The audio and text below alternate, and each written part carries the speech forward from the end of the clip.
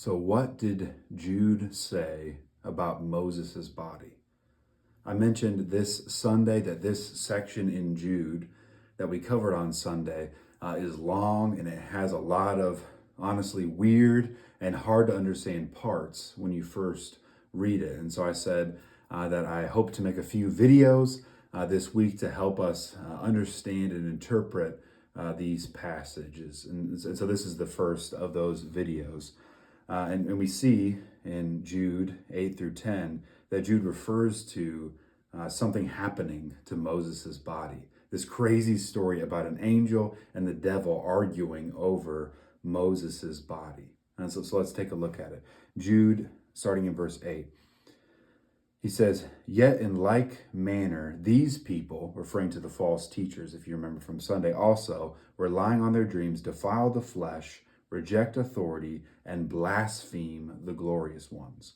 Verse 9, "But when the archangel Michael, contending with the devil, was disputing about the body of Moses, he did not presume to pronounce a blasphemous judgment, but said, 'The Lord rebuke you.'"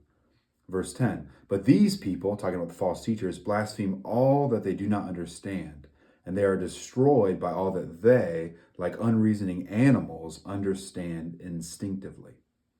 So first, a few things about this passage. In verse 8, he refers to the false teachers defying the flesh, rejecting authority, and blaspheming the glorious ones. And then this phrase, glorious ones, is a reference to angels or demons. It's a reference to heavenly beings. If you look at it in the NIV, they go ahead and they interpret it for you and just say that that's what Jude is referring to. And so what Jude is saying is that these false teachers, they're so arrogant that they're even arrogant when it came to angels and demons, heavenly beings, glorious ones. And then he tells this story to sort of make his point. And as he tells this story, it's like he assumes his readers have heard this story before. You know, he's like, you know about the story about when the archangel Michael was contending for, disputing with Moses' body, over Moses' body with the devil. The only thing is, this story about Moses' body, it's not in the Bible. Now, here's what we know about Moses' burial. It's all from Deuteronomy 34, verse 5. "So Moses, the servant of the Lord, died there in the land of Moab, according to the word of the Lord. And he buried him, God buried him, in the valley, in the land of Moab, opposite Beth Peor. But no one knows the place of his burial to this day. Moses was 120 years old when he died. His eye was undimmed and his vigor unabated." That's what we know about Moses' burial. So where does this story come from? Now, why does Jude refer to this story? Why does Jude talk about the story like everybody who's reading it is supposed to know what he's talking about?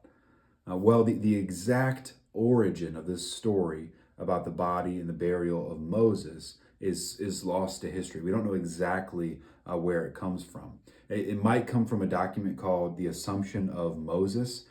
We have a copy of this document that would have been around during that time, but most of that document's missing, and so it's likely, potentially, that this story was in that document that would have been circulating at that time. Or maybe this is just a tradition that the Jewish people in the first century held to, that this is what happened to the body of Moses. We're actually not sure where this story comes from. The more interesting question is, did Jude believe this story was true? And did this actually happen? Well, really, we have two options. The first option is, and they're both good options, the first option is yes. Jude did believe the story was true, and he used a true story inside of a source, whatever that source was, that was not in itself inspired, that's not itself a part of Scripture, but he used the true part of it to make his point in his letter that we find in Jude. Or the second option is to say that, well, this story doesn't necessarily have to be true. The important thing to Jude wasn't that the story was factual, that it was factually accurate. The important thing was that it made his point. The important thing was that these false teachers were so arrogant that they were willing to do what even Michael, the archangel, wasn't willing to do when he rebuked Satan in this story. He said, "The Lord rebuke you, not I rebuke you." So the implication is these false teachers were rebuking glorious ones, heavenly beings, based on their own authority. And so he's using this story to show just how arrogant they are. And whether or not he believes the story to be true or not is actually beside the point. And this is I think an interesting way to think about it. In fact, that there are many people who think that the false teachers actually used this story about the body of Moses, and that's why Jude he's using their own story against them to show just how arrogant they are. And there's no evidence for that, but that's an interesting possibility of why he might use this story that may or may not be factually accurate.